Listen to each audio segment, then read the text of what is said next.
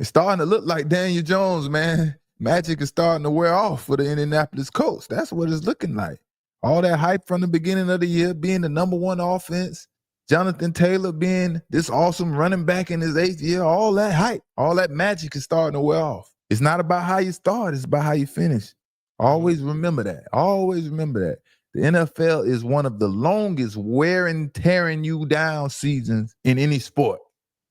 It might not be as long as football and baseball, but them pads and hitting each other wears a mother sucker down. You know what I mean? Daniel Jones, man, and the Colts, they were able to get past the Falcons in overtime last week, and they lost to the Steelers the week before that. I mean, the hype train is not all the way a hype train. You can't just be – the magic is kind of leaving. If y'all ain't paying attention and you rooting for the Indianapolis Colts, it's not all the way there like it used to be.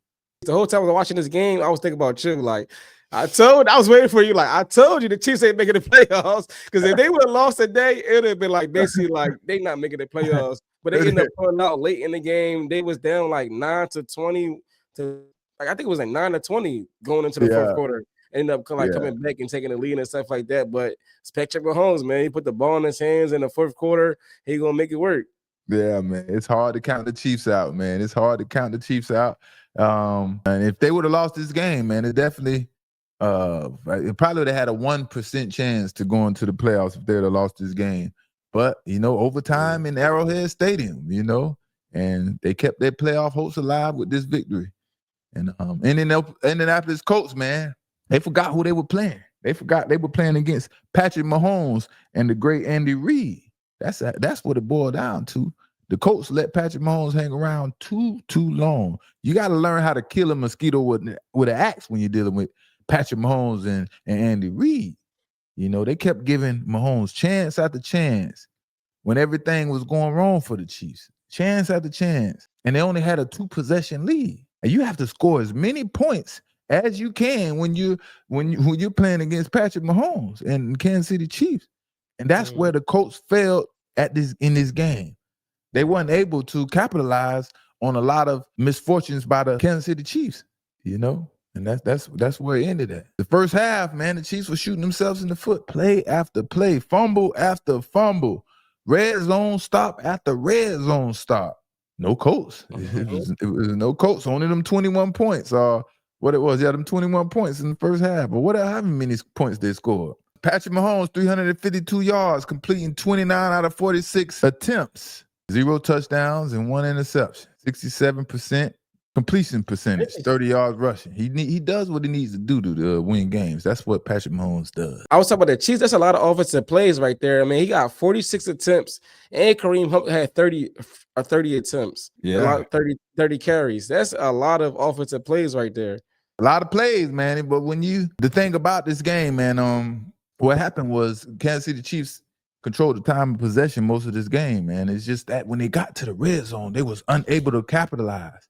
They were unable to, get the ball in the end zone until, the end of the game. Even at the end of the game, just the game going into overtime, the Kansas City Chiefs had an opportunity to stop the game from going to overtime. Yeah, had the ball like in the 10 yards. Kansas City Chiefs and Patrick Mahomes had no problem driving up and down the field, man, and they just couldn't turn them drives into touchdowns, man. I almost cost Chiefs the game, man. Penalties. It was penalties, bad throws, fumbles, and basically bad execution was the issues for the Kansas City Chiefs. And then when the Chiefs put together a good drive, something would always happen to negate them drives.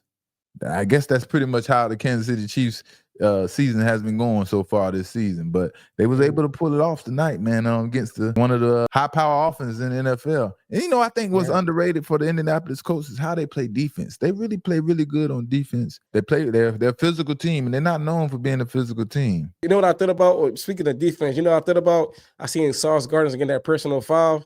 And he was like, it made me take me back to the time where he was like, I only get personal fouls because I play for the Jets. That's the first thing that came into my mind. He's like, only because I play for the Jets and we lose it. I'm like, oh, you got one today, my man. It's the temperature of the game that'll make you get a personal foul. It's the heat of the moment that will make you get a personal foul. It ain't about you playing for the Jets. Yeah, if you playing with the Jets and you losing and you're just so frustrated, you want to take it out on somebody. But besides that, temperature of the game, which makes you get the personal foul, man. For the Chiefs, man, things started to change with about 5 minutes left in the game, man. That damn tight end, Noah Gray for the Kansas City Chiefs catches the ball. He stopped trying to catch in the middle of the aisle on 4th and 3. And that led to a first down. That's when I knew things would change for the Kansas City Chiefs. I didn't think it would go in overtime now, I can't lie. But Noah Gray, did y'all see that catch? It was like he went for it first, then he came down and maybe had a little whiplash and had a little concussion or something, and still managed to catch the football. That was wild. That was crazy. Noah Gray, number 83, man. One of the plays of the game, man. One of the plays that helped Patrick Mahomes and the Chiefs get this victory.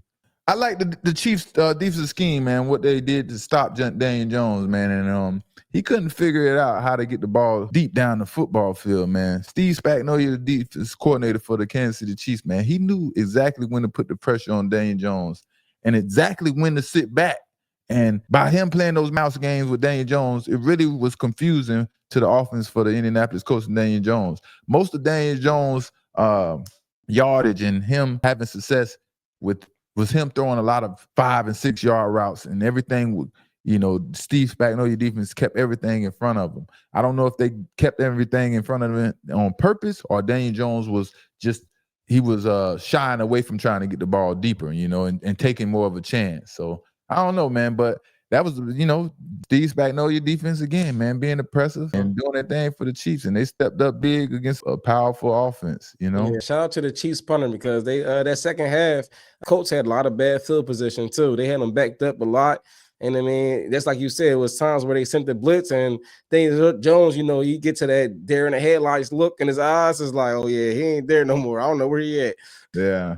But the big question, man, like I said, all the magic is supposedly wearing out and disappearing for the Indianapolis Colts. Can Daniel Jones deliver, man, when the game is on the line over and over consistently, Is he going to need to step his game up when the playoffs come, He is going to need to step his game up when the playoffs come if the Colts want to advance.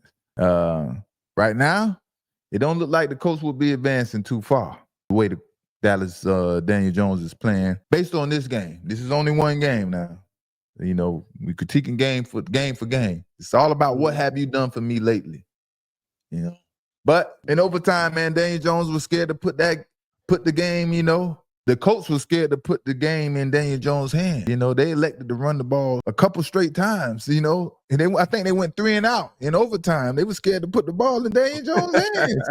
It's like, how do you get this far into the game, make it to overtime, elect to receive the football, and run 3 straight downs?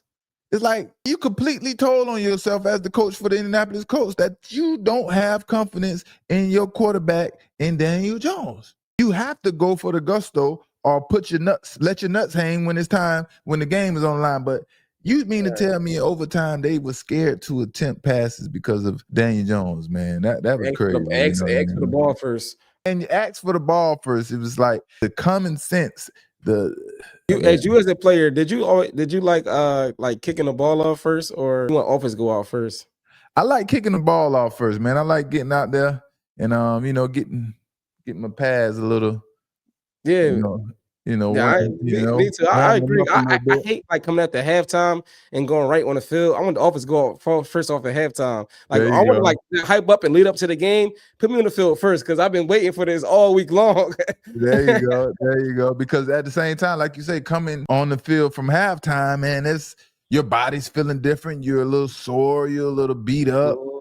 You know what I mean? And it's hard to adjust for some players. So maybe you need a little momentum, a little inspiration from your offensive player. Like, get your blood going. But I like to take the field first as a defensive player. I like to take all my pregame hype and take it right to the field. Don't put me on the sideline with all my hype because I'm end up taking it out on wait a little bit. Take out on my teammates and act crazy with them like I was acting during pregame. That was all the act. I'm done with the act now. It's time to play football.